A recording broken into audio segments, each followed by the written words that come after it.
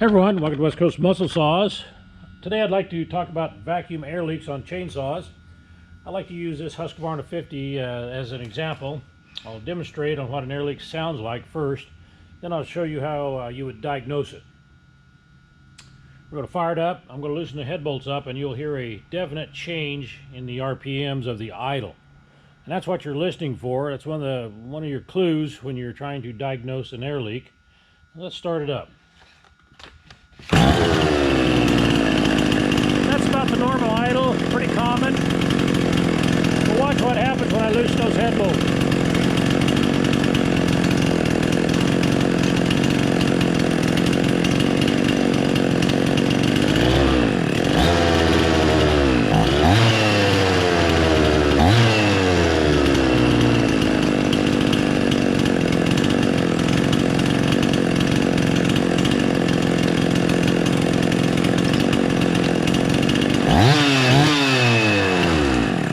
Did you hear how the saw went from idling good to just unmanageable? You could not adjust that out.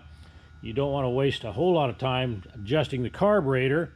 You could run the settings and see where they're at to verify that it is not a adjustment issue. But the way you would diagnose it is you would use these pieces of rubber here. These come in a kit I sell, a vacuum test kit. Very nice tool if you're working on chainsaws. Loosen the carburetor up, don't have to take it all the way off, loosen it up, slide this between the manifold and the carburetor and then cinch it up gently, we don't over torque. Same on the exhaust.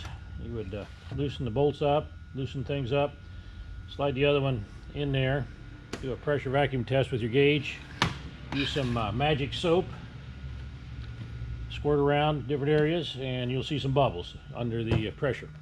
If you have any questions of these, or you'd like to get your hands on one of those kits, I do sell those kits.